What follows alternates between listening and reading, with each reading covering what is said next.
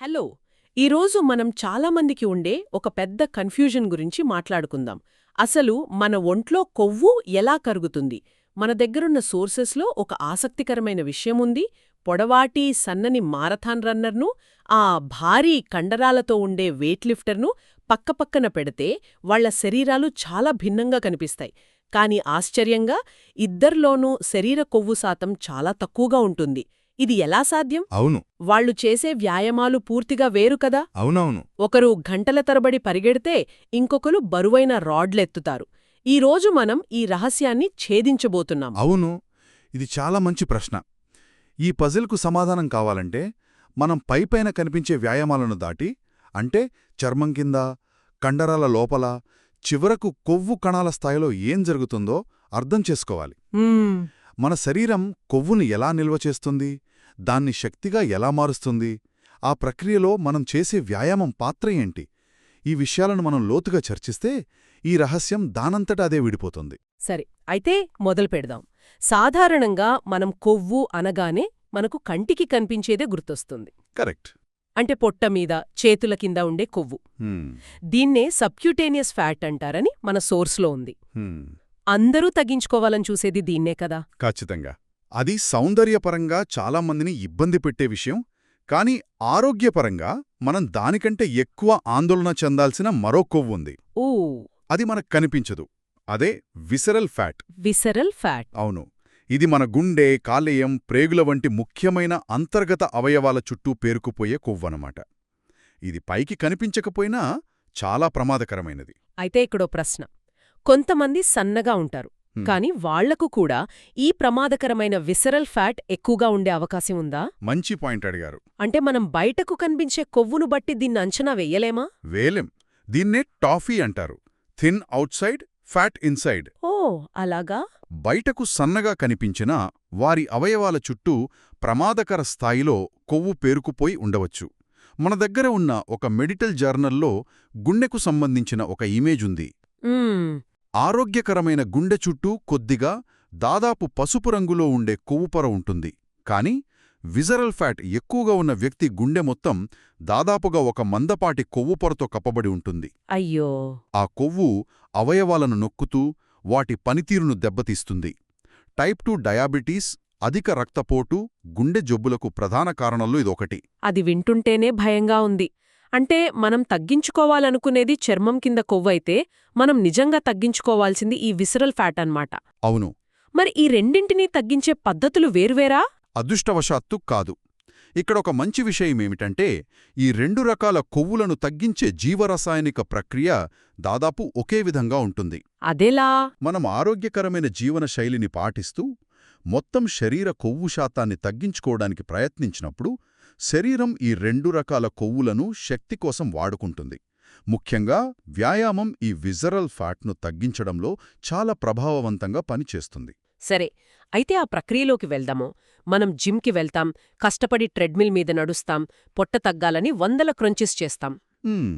కాని కొన్నిసార్లు ఫలితాలు కనిపించవు.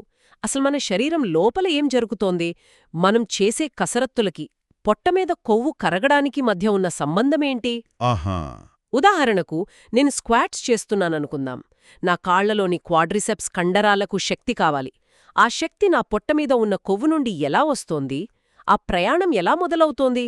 చాలా ఆసక్తికరమైన ప్రశ్న. ఇక్కడే అసలు సైన్స్ మొదలవుతుంది. మన కొవ్వు కణజాలం అడిపోసైట్లు అనే చిన్న చిన్న సంచులతో నిండి ఉంటుంది. అడిపోసైట్లు? అవును. ఈ సంచులు కొవ్వును ట్రైగ్లిసరైడ్ల రూపంలో దాచిపెడతాయి. ఇది ఒక గ్లిసరాల్ అనే అణువుకు 3 కొవ్వు ఆమ్లాలు, అంటే ఫ్యాటీ యాసిడ్స్, గొలుసుల్లా అతుక్కుని ఉండడం ద్వారా ఏర్పడుతుంది. ఇవి మన శరీరానికి ఒక పవర్ బ్యాంక్ లాంటివన్నమాట. ఒక్క నిమిషం ఆగండి. అంటే మనం వ్యాయామం చేసినప్పుడు మన మెదడు నేరుగా కొవ్వు కణాలకు కొవ్వును కరిగించండి అని సిగ్నల్ పంపదా? మంచి ప్రశ్న. మధ్యలో ఇన్ని హార్మోన్లు, ఎంజైములు ఉంటాయా? నేనెప్పుడూ అడ్రినలిన్ నేరుగా కొవ్వును కాల్చేస్తుందనుకున్నాను. అదంత ప్రత్యక్షంగా జరగదు. మనం వ్యాయామం చేయడం మొదలుపెట్టినప్పుడు మన శరీరం దాన్ని ఒక రకమైన మంచి ఒత్తిడిగా గుర్తిస్తుంది. అప్పుడు మన అడ్రినల్ గ్రంథులు కొన్ని హార్మోన్లను విడుదల చేస్తాయి. అవేనా ఫైట్ ఆర్ ఫ్లైట్ హార్మోన్లు? సరిగ్గా అవే. ఎపినెఫ్రిన్, నోరెపినెఫ్రిన్. మనం అడ్రినలిన్, నోరడ్రినలిన్ అని పిలుస్తాం కదా, వాటితో పాటు కార్టిసాల్ కూడా. ఈ హార్మోన్లు రక్తంలో కలిసి శరీరమంతా ప్రయాణిస్తాయి. ఓకే, ఈ హార్మోన్లు కొవ్వు కణాల దగ్గరకు వెళ్ళాక ఏం చేస్తాయి? ఆ హార్మోన్లు కొవ్వు కణాల ఉపరితలంపై ఉన్న రెసెప్టార్లకు అతుక్కుంటాయి. ఇది ఒక తాళానికి సరైన కీ దొరికినట్లు. హ్మ్, ఈ చర్య కొవ్వు కణం లోపల హార్మోన్ సెన్సిటివ్ లైపేస్ లేదా హెచ్ఎస్ఎల్ అనే ఒక ప్రత్యేకమైన ఎంజైమ్ను యాక్టివేట్ చేస్తుంది. ఓకే. ఈ ఎంజైమ్ను మనమొక కత్తెరలా ఊహించుకోవచ్చు. దాని పని నిల్వ ఉన్న ట్రైగ్లిసరైడ్లను ముక్కలు చేయడమే. ఈ ప్రక్రియనే లిపోలైసిస్ అంటారు. లిపోలైసిస్ అంటే కొవ్వును విచ్ఛిన్నం చేయడం. అంతే. అంటే ఆ కత్తెర ట్రైగ్లిజరైడ్లను విడగొట్టి ఆ 3 ఫ్యాటీ యాసిడ్లను, గ్లిసరాల్ను వేరు చేస్తుందన్నమాట. ఖచ్చితంగా. ఇప్పుడు ఆ ఫ్యాటీ యాసిడ్లు స్వేచ్ఛగా మారాయి. అవి కొవ్వు కణాల నుండి బయటకు వచ్చి రక్త ప్రవాహంలోకి ప్రవేశించడానికి సిద్ధంగా ఉంటాయి. ఇక్కడే నాకో పెద్ద సందేహం. మన రక్తం దాదాపు 90% నీళ్లే కదా? అవును. కొవ్వు, నీళ్లు కలవో. మరి ఈ ఫ్యాటీ యాసిడ్లు ఆ నీటిమయమైన రక్తంలో ఎలా ప్రయాణిస్తాయి? అవి అక్కడక్కడా ఉండల్లా పేరుకుపోవా? మీరు చాలా ముఖ్యమైన పాయింట్ పట్టుకున్నారు. ఇక్కడే అల్బ్యూమిన్ అనే ఒక హీరో ప్రోటీన్ రంగంలోకి దిగుతుంది. అల్బ్యూమిన్. అవును. మన సోర్స్లో దీన్ని చాలా చక్కగా పోల్చారు. అల్బ్యూమిన్ ఈ ఫ్యాటీ యాసిడ్లకు ఒక టాక్సీ క్యాబ్ లాగా పనిచేస్తుంది. ఓహ్ వావ్! ఈ ఫ్యాటీ యాసిడ్లు నీటిలో ప్రయాణించలేవు కాబట్టి అవి ఈ అల్బ్యూమిన్ టాక్సీ ఎక్కి రక్తప్రవాహం అనే హైవే మీద సురక్షితంగా ప్రయాణిస్తాయి. ఇలా అవి శక్తి అవసరమైన కండరాల వరకు చేరుకుంటాయి. అద్భుతం. అంటే కొవ్వు కణం నుండి ఫ్యాటీ యాసిడ్ బయటకు రావడం, దానికొక టాక్సీ దొరకడం, అది కండరం దగ్గరకు చేరడం, ఇదంతా ఒక పెద్ద లాజిస్టికల్ ఆపరేషన్ లాగా ఉంది. అవునవును. కండరాలకు చేరిన తర్వాత ఏం జరుగుతుంది? ఆ ఫ్యాటీ యాసిడ్లు కండరాల కణాల్లోకి ప్రవేశించి నేరుగా కణాల పవర్ హౌస్ అయిన మైటోకాండ్రియాలోకి వెళ్తాయి. మైటోకాండ్రియా. అక్కడ ఆక్సిజన్ సమక్షంలో దీన్నే ఏరోబిక్ మెటబాలిజం అంటారు. అవి విచ్ఛిన్నమై ఏటీపీ రూపంలో అపారమైన శక్తిని ఉత్పత్తి చేస్తాయి. ఏటీపీ అంటే? Adenosine triphosphate. ఏటీపీ అనేది మన కణాలకు కరెన్సీ లాంటిది. మనం చేసే ప్రతి పనికి ఈ కరెన్సీనే వాడతాం. ఎంత శక్తి వస్తుంది గ్లూకోజ్తో పోలిస్తే? చాలా ఎక్కువ. ఒక గ్లూకోజ్ అణువు విచ్ఛిన్నమైనప్పుడు సుమారు 32 నుండి 36 ఏటీపీలు వస్తే, ఒక సాధారణ ఫ్యాటీ యాసిడ్ అణువు దాదాపు 113 ఏటీపీల్నిస్తుంది. 113? అవును. అందుకే కొవ్వును అంత శక్తివంతమైన ఇంధన వనరుగా పరిగణిస్తారు. మన శరీరం దాన్ని అంత జాగ్రత్తగా దాచుకోవడానికి కారణం కూడా అదే. కొవ్వు అంత ఎక్కువ శక్తిని ఇస్తే మన శరీరం ఎల్లప్పుడూ కొవ్వునే ఎందుకు ఉపయోగించుకోదు? మనం కార్బోహైడ్రేట్ల గురించి, గ్లూకోజ్ గురించి ఎందుకంతగా ఆలోచిస్తాం? దీనికి కొన్ని ముఖ్యమైన కారణాలున్నాయి. మనం ఇప్పుడే చర్చించుకున్న ప్రక్రియను గమనిస్తే, కొవ్వును నిల్వ ఉన్న ప్రదేశం నుండి బయటకు తీయడం, రక్తంలోకి పంపడం, కండరాలకు చేరవేయడం, అక్కడ శక్తిగా మార్చడం, ఇదంతా ఒక పెద్ద ప్రక్రియ. చాలా స్టెప్స్ ఉన్నాయి. అవును. దీనికి చాలా సమయం పడుతుంది. అందుకే వ్యాయామం మొదలుపెట్టిన ఒక 10 నుండి 20 నిమిషాల తర్వాతగాని కొవ్వు జీవక్రియ పూర్తిస్థాయిలో ప్రారంభం కాదు. ఓకే. దీనికి విరుద్ధంగా గ్లూకోజ్ అంటే గ్లైకోజన్ రూపంలో కండరాలలోనే నిల్వ ఉంటుంది. రెడీగా ఉంటుందన్నమాట. అక్కడికక్కడే వెంటనే అందుబాటులో ఉండి చాలా వేగంగా శక్తిని ఇస్తుంది. దానికి ఆక్సిజన్ కూడా అవసరం లేదు. నాకర్థమైంది. అందుకే మనం అకస్మాత్తుగా పరిగెత్తాల్సొచ్చినా, బరువైన వస్తువుని ఎత్తాల్సొచ్చినా శరీరం వెంటనే కార్బ్స్ను వాడుకుంటుంది. సరిగ్గా చెప్పారు. కొవ్వును వాడాలంటే దానికి కొంత సన్నాహక సమయం కావాలి. ఖచ్చితంగా. కొవ్వు ఒక లాంగ్ డ్రైవ్కు అవసరమైన డీజిల్ లాంటిదైతే, కార్బోహైడ్రేట్లు రేస్ కారుకు అవసరమైన హై ఆక్టేన్ ఫ్యూయల్ లాంటివి. రెండూ అవసరమే, కాని వాటిని వాడే సందర్భాలు వేరు. ఇది చాలా స్పష్టంగా ఉంది. సరే, ఇప్పుడు ఈ అవగాహనతో మనం కొన్ని సాధారణ అపోహల గురించి మాట్లాడుకుందాం. తప్పకుండా. మొదటిది అందరి ఫేవరెట్, స్పాట్ రిడక్షన్. పొట్ట తగ్గాలంటే క్రంచెస్ చేయాలి, తొడల తగ్గాలంటే లెగ్ ఎక్సర్సైజ్లు చెయ్యాలి. చిరునవ్వు. ఇది చాలా మంది నమ్మే విషయం. మరి ఇది నిజమేనా? దురదృష్టవశాత్తు ఇది ఒక పెద్ద అపోహ. దీనికి ఎటువంటి స్థిరమైన శాస్త్రీయ ఆధారాలు లేవు. నిజంగానా? అవును. మనం ఇందాక మాట్లాడుకున్న ప్రక్రియ గుర్తుందా? హార్మోన్లు రక్తంలో కలిసి శరీరం అంతటా ప్రయాణిస్తాయి. అవును. అవి ఏ ఒక్క ప్రదేశంలోని కొవ్వు కణాల దగ్గరకు మాత్రమే వెళ్ళవు. శరీరం కొవ్వును ఎక్కడ నుండి శక్తి కోసం తీసుకోవాలో అదే నిర్ణయించుకుంటుంది, సాధారణంగా జన్యుపరమైన అంశాలపై ఆధారపడి. మనం చేసే వ్యాయామం దాన్ని నిర్దేశించలేదు. అంటే నేను ఇన్ని రోజులు పొట్ట తగ్గాలని వందల కొద్ది క్రంచెస్ చేసి నా నడుము నొప్పి తెచ్చుకోవడం అంతా వృధా అన్నమాట. ఇది వినడానికి కొంచెం బాధగా ఉంది. వృధా అని చెప్పలేం. మీరు వందల కొద్ది క్రంచెస్ చేస్తే మీ పొట్ట కండరాలు అంటే అబ్డామినల్ మజిల్స్ చాలా బలంగా తయారవుతాయి. కండరాలు పెరుగుతాయి. అవును, ఈ ప్రక్రియను హైపర్ట్రోఫీ అంటారు. అయితే ఆ బలమైన కండరాలపైన ఒక కొవ్వు పొర ఉంటే అవి బయటకు కనిపించవు.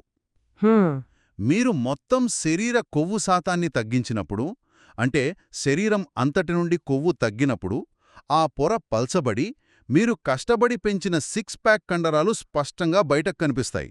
అంతేకాని క్రంచెస్ పొట్టమీదున్న కొవ్వును ప్రత్యేకంగా కరిగించవు. సరే, స్పాట్ రిడక్షన్ పనికిరాదనేది స్పష్టమైంది. కానీ జిమ్లో ట్రెడ్మిల్ మీద ఫ్యాట్ బర్నింగ్ జోన్ అని ఒక బటన్ ఉంటుంది కదా? ఉంటుంది. నెమ్మదిగా నడిస్తే ఎక్కువ కొవ్వు కరుగుతుందని చూపిస్తుంది. మరి దాని సంగతేంటి? అది కూడా అపోహేనా, లేక అందులో ఏమైనా నిజముందా? ఇది కొంచెం క్లిష్టమైన విషయం. ఫ్యాట్ బర్నింగ్ జోన్ అనే భావనలో కొంత నిజం, చాలా అపార్థం ఉంది. అంటే తక్కువ తీవ్రతతో వ్యాయామం చేసేటప్పుడు, అంటే నెమ్మదిగా నడిచేటప్పుడు, మన శరీరం శక్తి కోసం కార్బోహైడ్రేట్లతో పోలిస్తే కొవ్వు నుండి ఎక్కువ శాతం క్యాలరీలను ఖర్చు చేస్తుంది. ఇది వాస్తవమే. ఓకే. ఇందుకు శరీరానికి తగినంత సమయం, ఆక్సిజన్ ఉంటాయి. అయితే కొవ్వు తగ్గాలనుకునేవారు తక్కువ తీవ్రతతోనే ఎక్కువసేపు వ్యాయామం చెయ్యాలా? అదే ఉత్తమ మార్గమా? అక్కడే అసలు విషయం ఉంది. ఇక్కడ శాతం కంటే మొత్తం ఎన్ని క్యాలరీలు ఖర్చయ్యాయన్నదే ముఖ్యం. ఓ, మన సోర్సులో ఇచ్చిన ఉదాహరణతో వివరిస్తాను. మీరు తక్కువ తీవ్రతతో అరగంట వ్యాయామం చేసి మొత్తం 100 క్యాలరీలు ఖర్చు చేశారనుకుందాం. సరే. అందులో 70% కొవ్వు నుండి రావచ్చు. అంటే 70 క్యాలరీలు కొవ్వు నుండి ఖర్చయ్యాయి. అదే మీరు అధిక తీవ్రతతో high intensity interval training HIIT చేసి అరగంటలో 500 క్యాలరీలు ఖర్చు చేశారనుకుందాం. 500? అవును. తీవ్రత ఎక్కువ కాబట్టి శరీరం తక్షణ శక్తి కోసం కార్బ్స్పై ఆధారపడి కొవ్వు నుండి కేవలం 30% శక్తిని మాత్రమే తీసుకుంటుంది. ఓ, అర్థమైంది. కాని 500లో 30% అంటే 150 క్యాలరీలు. సరిగ్గా అదే. అంటే తక్కువ తీవ్రత వ్యాయామంలో కొవ్వు నుండి ఖర్చైన శాతం ఎక్కువగా ఉన్నా అధిక తీవ్రత వ్యాయామంలో మొత్తం మీద రెట్టింపు కంటే ఎక్కువ కొవ్వు క్యాలరీలు ఖర్చయ్యాయి. ఖచ్చితంగా. అంతేకాదు, అధిక తీవ్రతతో చేసే వ్యాయామాల తర్వాత ఆఫ్టర్ బర్న్ ఎఫెక్ట్ అనొకటుంటుంది. ఆఫ్టర్ బర్న్ అంటే వ్యాయామం ఆపేసిన తర్వాత కూడా మన శరీరం కోలుకోవడానికి కొన్ని గంటల పాటు ఎక్కువ క్యాలరీలను ఖర్చు చేస్తూనే ఉంటుంది. అంతేకాదు, మనం మొదట్లో మాట్లాడుకున్న ఆ ప్రమాదకరమైన విసరల్ ఫ్యాట్ను తగ్గించడంలో కూడా అధిక తీవ్రతతో చేసే వ్యాయామాలు చాలా ప్రభావవంతంగా పనిచేస్తాయని కొన్ని పరిశోధనలు చెబుతున్నాయి. వావ్! అందుకే కేవలం ఫ్యాట్ బర్నింగ్ జోన్ శాతాలపైనే దృష్టి పెట్టడం సరైన వ్యూహం కాదు. అంటే మనం చర్చ మొదలుపెట్టిన ఆ పజిల్ దగ్గరకొస్తున్నాం. మ్యారథాన్ రన్నర్, వెయిట్ లిఫ్టర్ ఇద్దరూ కొవ్వును ఎలా తగ్గించుకుంటున్నారు? అవును. రన్నర్ తక్కువ తీవ్రతతో గంటల తరబడి పరిగెడతాడు, వెయిట్ లిఫ్టర్ అధిక తీవ్రతతో తక్కువ సమయం కష్టపడతాడు. ఖచ్చితంగా. దీని నుండి మనం నేర్చుకోవాల్సిన ముఖ్యమైన పాఠమేమిటంటే, విజయవంతంగా కొవ్వును తగ్గించడానికి ఒకే ఒక్క ఉత్తమ మార్గం అంటూ ఏదీ లేదు. అనేక మార్గాలున్నాయి. రన్నర్ ఎక్కువసేపు వ్యాయామం చేయడం ద్వారా మొత్తం క్యాలరీలను ఖర్చు చేస్తే, వెయిట్ లిఫ్టర్ తక్కువ సమయంలో అధిక తీవ్రతతో వ్యాయామం చేసి కండరాలను పెంచుకోవడం ద్వారా తన జీవక్రియ రేటును, అంటే మెటబాలిక్ రేటును పెంచుకుని క్యాలరీలను ఖర్చు చేస్తాడు. ఇద్దరి మార్గాలు వేరైనా గమ్యం ఒకటే. అవును, ఇద్దరూ సాధిస్తున్నది ఒకటే: తీసుకునే క్యాలరీల కంటే ఎక్కువ క్యాలరీలను ఖర్చు చేయడం. అంటే అంతిమంగా ముఖ్యమైనది స్థిరత్వమేనా? అదే అసలైన రహస్యం. మనకు ఏ వ్యాయామమైతే నచ్చుతుందో, ఆనందాన్నిస్తుందో దాన్ని ఎంచుకుంటే దాని క్రమం తప్పకుండా చేసే అవకాశం ఎక్కువ. అంతే కదా. అది లాంగ్ డిస్టెన్స్ రన్నింగ్ కావచ్చు, హై ఇంటెన్సిటీ ఇంటర్వెల్ ట్రైనింగ్ కావచ్చు, వెయిట్ ట్రైనింగ్ కావచ్చు, లేదా డాన్స్ కావచ్చు. జన్యువులు, వయస్సు, హార్మోన్లు వంటి మనం నియంత్రించలేని కొన్ని అంశాలు ఉన్నప్పటికీ మనం ఎంత తింటున్నాం, ఎంత వ్యాయామం చేస్తున్నాం అనేవి పూర్తిగా మన నియంత్రణలో ఉంటాయి. వాటిపై దృష్టి పెట్టి స్థిరంగా మనకు నచ్చిన పనిని కొనసాగించడమే విజయానికి మార్గం. కాబట్టి ఈరోజు చర్చ నుండి ఒక స్పష్టమైన అవగాహన వచ్చింది. స్పాట్ రిడక్షన్ అనేది ఒక అపోహ. ఫ్యాట్ బర్నింగ్ జోన్ శాతం కంటే మొత్తం క్యాలరీల ఖర్చు ముఖ్యం. అవును. ముఖ్యంగా ఉత్తమ వ్యాయామం అంటూ ఏదీ లేదు. మనకు నచ్చి మనం స్థిరంగా చేయగలిగేదే మనకు ఉత్తమమైనది. అవును. కొవ్వు తగ్గించడమనేది ఒక స్ప్రింట్ కాదు, అది ఒక మారథాన్. మన జీవనశైలికి సరిపోయే కార్యాచరణను ఎంచుకోవడం ద్వారానే దీర్ఘకాలిక ఫలితాలను సాధించగలం. ఈ చర్చను ముగించే ముందు వినేవారి కోసం ఒక ఆలోచనను వదిలివెళదాం. తప్పకుండా. మనం ఈరోజు చర్చలో ఒక ముఖ్యమైన విషయం తెలుసుకున్నాం. మన శరీరం ఏ ప్రాంతం నుండి కొవ్వును తీసుకోవాలో స్వయంగా తెలివిగా నిర్ణయించుకుంటుంది, మన ఇష్టప్రకారం కాదు. అవును, ఇది చాలా ఆసక్తికరంగా ఉంది. ఈ విషయం మనకు ఏమి చెబుతోంది?